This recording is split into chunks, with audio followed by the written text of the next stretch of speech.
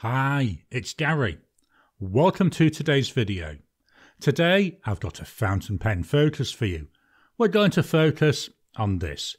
This is the gorgeous Pilot Custom 823. This is in this beautiful brown colour. Join me now down on the mat. We'll take a look at the pen, do some size comparisons, some weights and measures, a writing sample, then I'll give you my thoughts and some scores for this pen.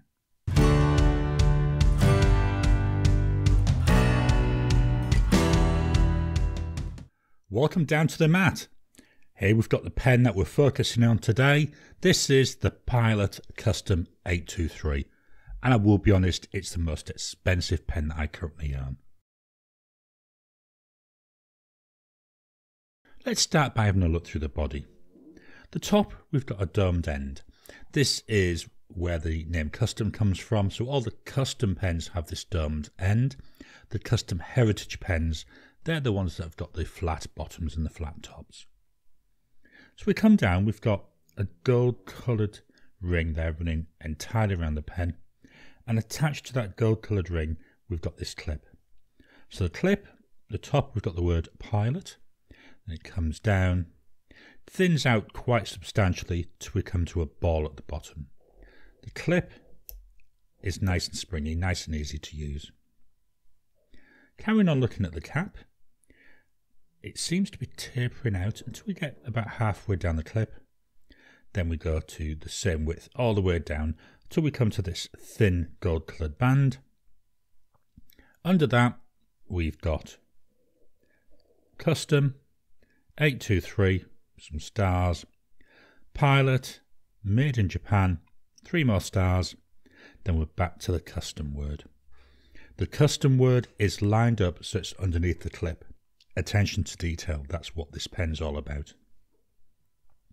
We then come from that band, we've got a little bit more of the resin, that looks like it's tapering down, then we've got a little step down to the actual body. The body, this gorgeous transparent brown, I really like this. It's the same width virtually all the way down. It starts to narrow in when we get to the top. We've got another gold coloured ring. Then at the end we've got this blind cap. Now this is where we use the fill-in mechanism. I'm not going to actually trigger the mechanism, but to use it you would unscrew this, slowly pull it out, which would pull out this plunger. This is a vacuum filling system. Just going to take the cap off slightly. So you can see there we've got that plunger at the bottom. So you pull it out, then slowly push it in. That creates a vacuum till we get to here, which is virtually at the bottom. Then the tube widens out a bit. So as the plunger passes past that, it releases the vacuum that's been built up. And by releasing that vacuum, it then sucks the ink in. Nice simple mechanism, been around for an awful long time. The other thing that this cap gives you, again, I'm just going to demonstrate. I've closed it down. So if we look at the plunger now, that's down near the bottom. As I unscrew that blind cap, you can see this plunger's moving up. What that gives us is a seal between the body and the section. So if there should be an issue, maybe, change of pressure, change of heat, anything which could cause the ink to somehow be expelled from the pen, you're only going to lose what's in the section. You're not going to lose an entire body's worth. But I'll leave this open. What I do when I'm at home is I always leave this open. When I'm going out and about, I do close it just in case. Right, I'll pop the cap back on there. Let's take the cap off. So it comes off. There's one turn, 1.5, about 1 3/4 turns to take that off. And that reveals this gorgeous Pilot nib. This is a number 15 size Pilot nib. Just look at this. It's 14 karat gold. I love the decorative border we've got around there. Then under there we've got Pilot, got 14K/585, 15 for the size of the nib, and then we've got B because this is a broad. Just take one more look at that. Really nice looking nib. Let's pop that back on. As I've said, we've got this gorgeous vacuum filler. Not a lot of ink left in here. This is a pen I've always got inked up, and it's a pen that I reach for, you know, especially when I'm going to be doing some nice writing, because I find that it's a really nice writing nib. Let's switch over and we'll do some size comparisons. First size comparison, we've got a Pilot Metropolitan and a Lamy Safari. These are my standard pens, so as we can see, the Pilot a lot longer. Let's take the caps off and look at them unposted. Unposted, very similar story. The Pilot Custom 823, slightly longer. Look at the difference in nibs there. So on the Pilot Metropolitan, we've got a number 5 Pilot nib. The Pilot Custom 823, as I've already said, it's a number 15 size Pilot nib. And then we've got that Lamy Safari nib there. Let's look at these posted. With the pens posted, the Lamy, that's now that little bit longer than the Pilot 823, which again is that little bit longer than the Metropolitan. The 823, it fits the hand all right when it's posted. Let me see if I can get that all in the camera for you. My problem with it is, to me, it feels really back heavy. Unposted, I find this is a really, really nice pen to use. I have no problems using this unposted. Let's swap over, and I'm going to fetch in some pens that are in roughly the same price range. The 2 pens I brought in, these are the closest that I've got in terms of price.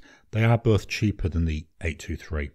So I brought in a Visconti Van Gogh. This is in the portrait. That was 343 Aussie dollars.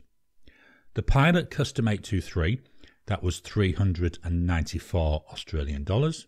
And the Leonardo Memento Zero Grande Dark Hawaii was 377 Australian dollars. I buy my pens from Europe and get them shipped to Australia. It's actually cheaper than buying a pen here.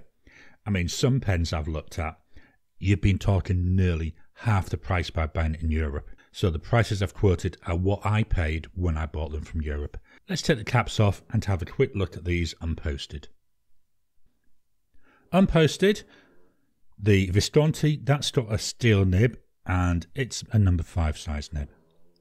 We've got the 14 karat gold nib here on the 823. The Leonardo, again, it's a steel nib, but it's a number 6 size nib. Very similar in size to that Pilot.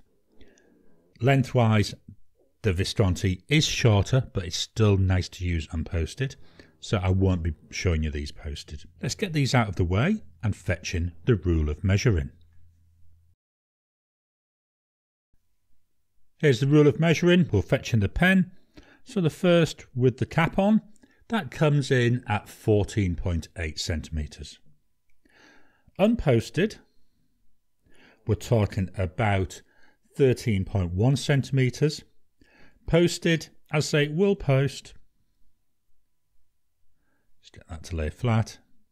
There we're talking about 16.3 centimetres, so not overly long. Widths, the width of the body, that comes in at 1.25 centimetres. The cap, that comes in at 1.49 centimetres. And the section doesn't really change much in terms of width. The very narrowest right down here at the bottom, that's 1.06 centimetres. And it goes up to 1.13 centimetres. So as I said, the section doesn't really change in width. Let's get this out of the way and fetch in the scales of weighing. Here's the scales of weighing. So the whole pen, 30 grams. The body, 20 grams. The cap, 10 grams. You know, it's a nice weight. It's a pen, you know it's in your hand. You can feel some weight there. But it isn't something that's overly heavy. Let's get this out of the way and fetch in the notepad of testing.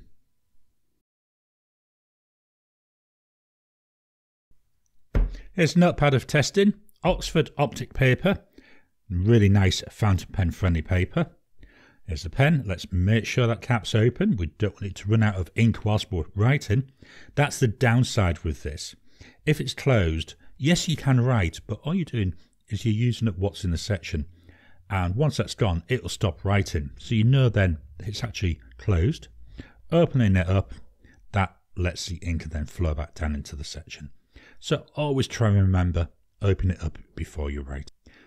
Now this is a part of any pen review that I enjoy when we see the actual pen writing.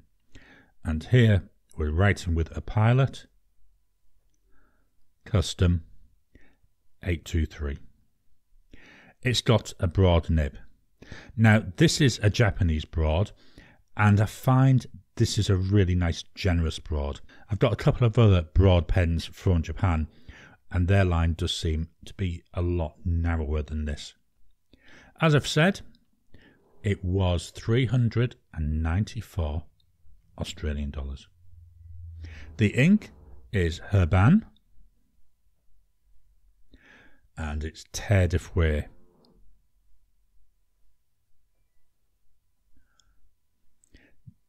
Terre de Feu, when you translate it from French, is Land of Fire. And I think this is quite a nice name for this. The brown does remind me a little bit of like a reddy brown soil that you see. Certainly we see a lot of that over here in Australia. And that seems to come through in this ink. Let's look at drying times. So we do immediate, 10 seconds, 30 seconds, finally 1 minute. After a minute there, we're nice and dry. I mean, we could see that there from 30 seconds. We'll move the mic down to the paper and then I'll write a sentence.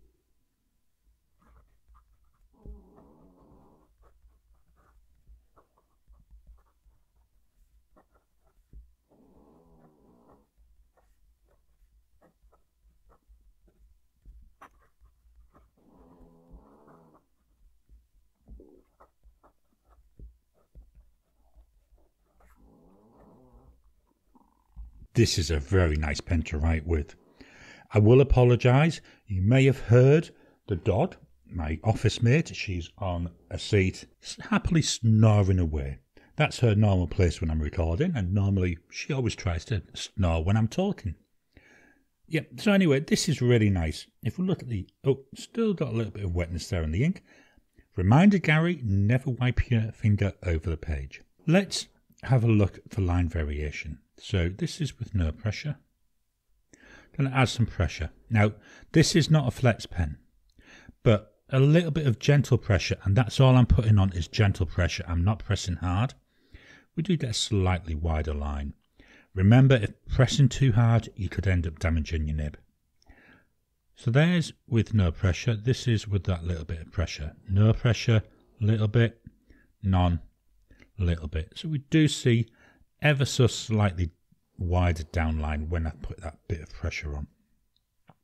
How does it keep up with its flow?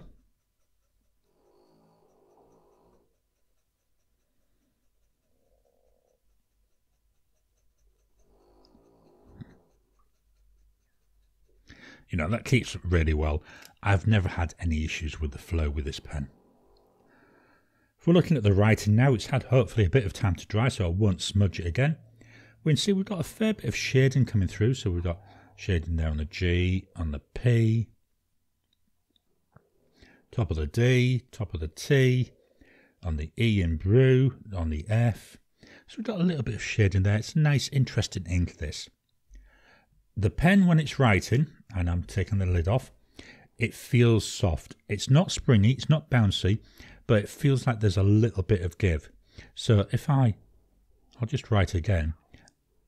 I can feel it writing. There's a little tiny bit of feedback on what is otherwise a really, really smooth nib. But it does feel like, with my steel nibs, it often feels like it's digging into the paper when I've got a little bit of pressure on it.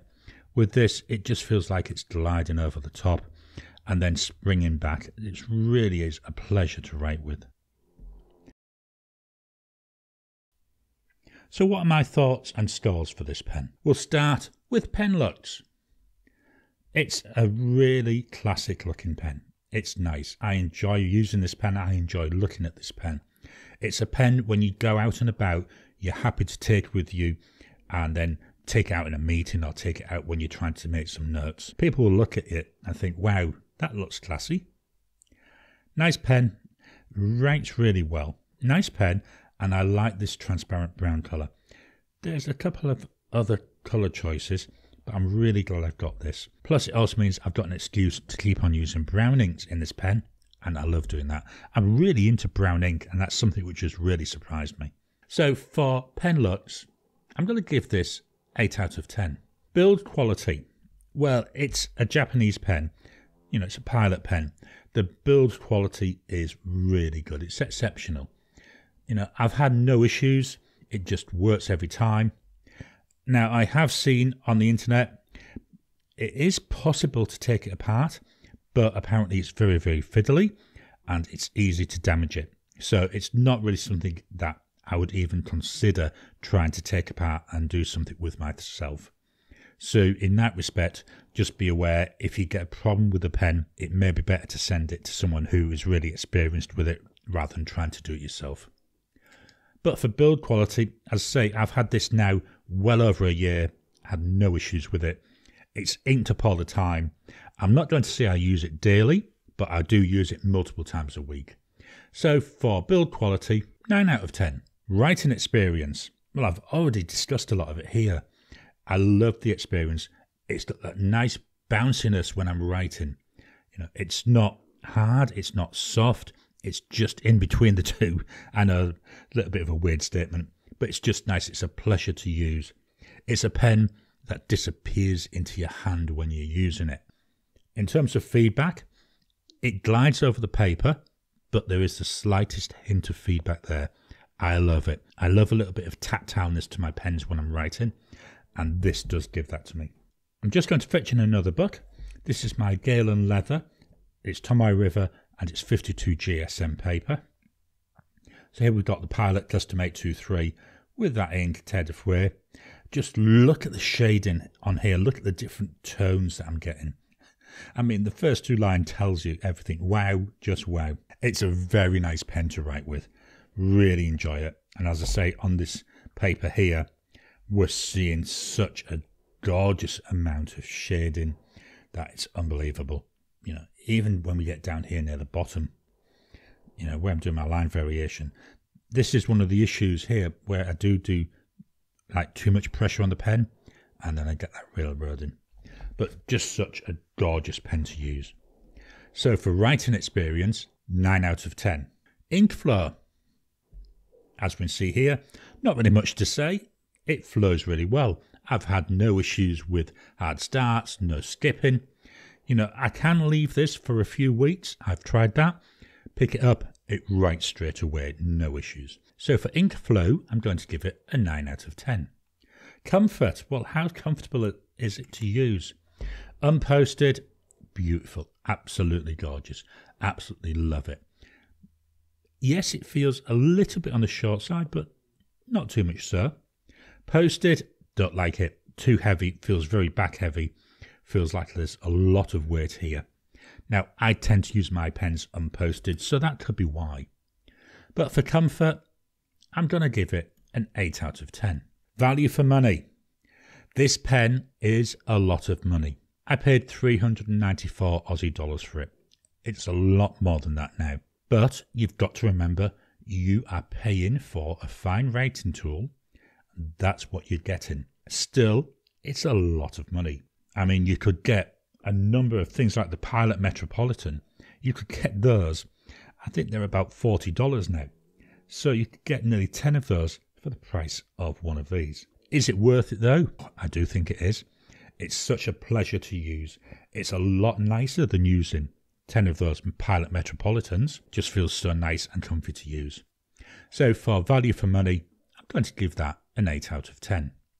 That means the total score for the Pilot Custom 823 with Herbin Terre de Feu is 8.5 out of 10. I hope you've enjoyed today's video. Have you got a Pilot Custom 823? What are your thoughts on it? What are your feelings about it? Please drop a comment down below.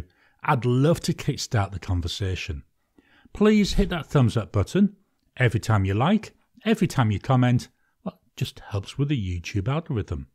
If you haven't already, please subscribe to my channel so that you can get new videos as I release them.